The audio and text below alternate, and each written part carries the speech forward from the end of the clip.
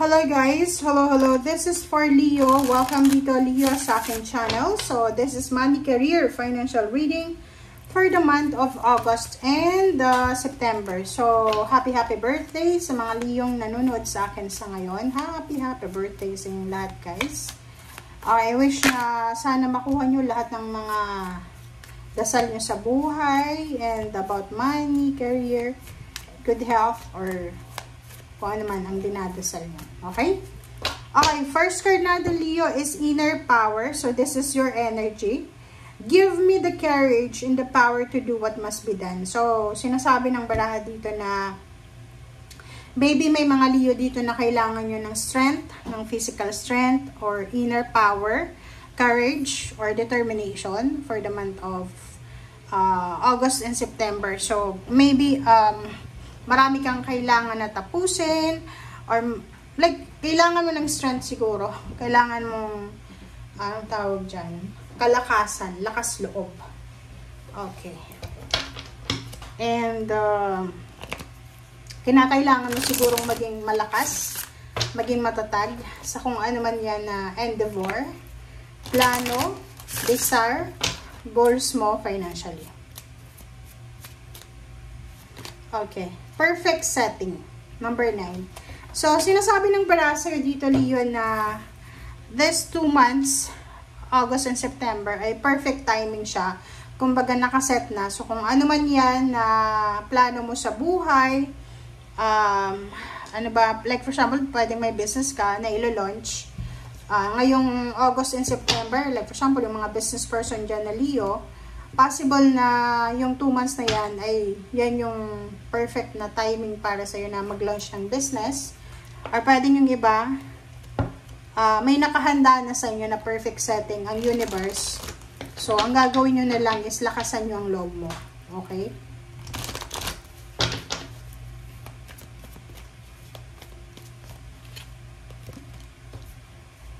Wow! Passion ignited.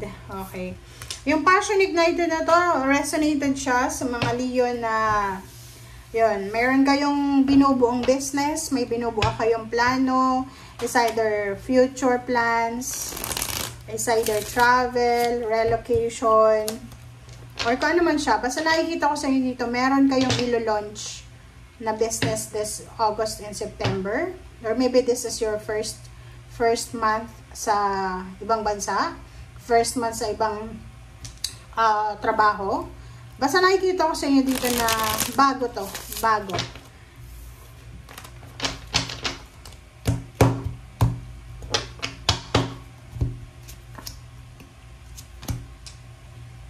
Diba?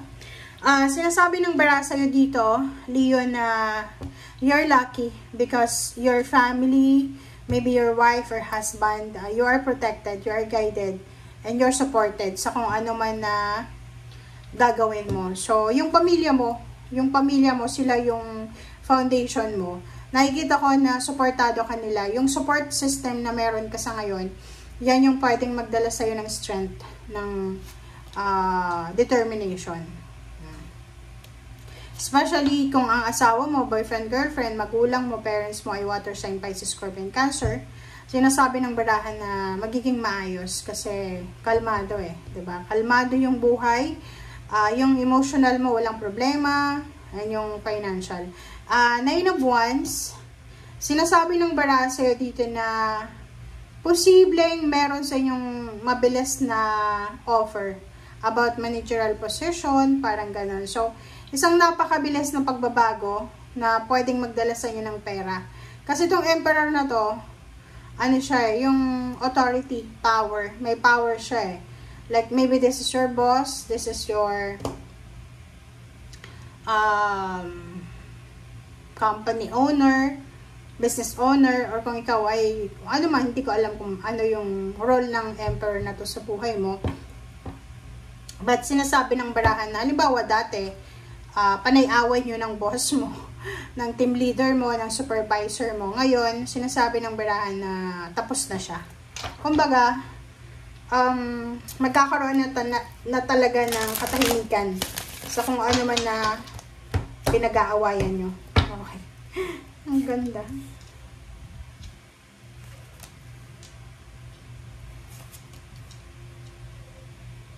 Okay. Ten of Swords and Five of Pentacles. Nakikita ko sa'yo dito na yung mga problema mo, Leo, mag-comment ka sa comment section kasi mayroon kayong mga financial problems, health problems na posibleng pinagdadaanan for how many years? Maybe 10 years or 10 months. Sinasabi ng barahan na matatapos na to. So, pagpasok ng August 1 until December, ang 2 buwan na yan, parang recovery yan eh. Diba? Like, for example, may masakit ka sa katawan mo, mayroon kang problema sa pera, may problema ka sa negosyo, may problema ka sa boss mo, yun nga, may problema ka sa mga tao sa paligid mo, sinasabi ng barahan na matatapos na yan. So, there's a recovery, there's a restoration. So, restoration siya ng power, like, marireclaim mo ulit yung power mo, yung trust. Pwedeng nawala ng tiwala sa'yo, yung mga tao sa paligid mo. But now, sinasabi ng barahan na magiging maayos, magiging solid na ulit yung foundation mo. Ten of Swords, sinasabi ng barahan, maraming pinagdaanan ka. Like, maraming problema, dagok ng buhay, na hindi ka sumuko. Yung parang,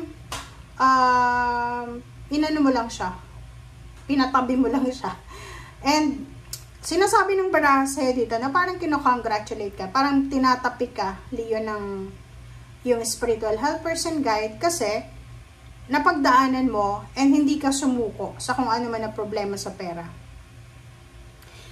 Last 3 cards natin is 7 of Swords, 4 of Swords, and 3 of Cups. This 7 of Swords, medyo ano siya, temptation, medyo negative. Mag-iingat ka sa pagtitiwala, Leo, especially kung tungkol ito sa pera.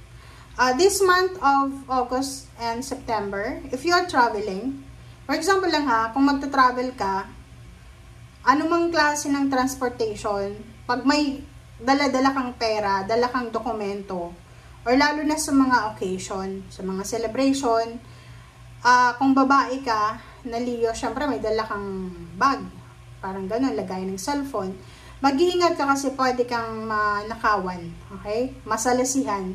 Lalaki ganun din, huwag patulog-tulog kasi yung 4 of Swords dito parang pagod na pagod ka eh. Maybe galing ka sa trabaho, galing ka sa negosyo mo, and then kinagabihan, nagparty ka kasi imbitado ka sa kasal or sa birthday or sa kung ano man, and while siguro nagtitrain or maybe nagbus, pwede kang masalisihan, pwede kang manakawan. Okay? Thank you guys for watching. Bye!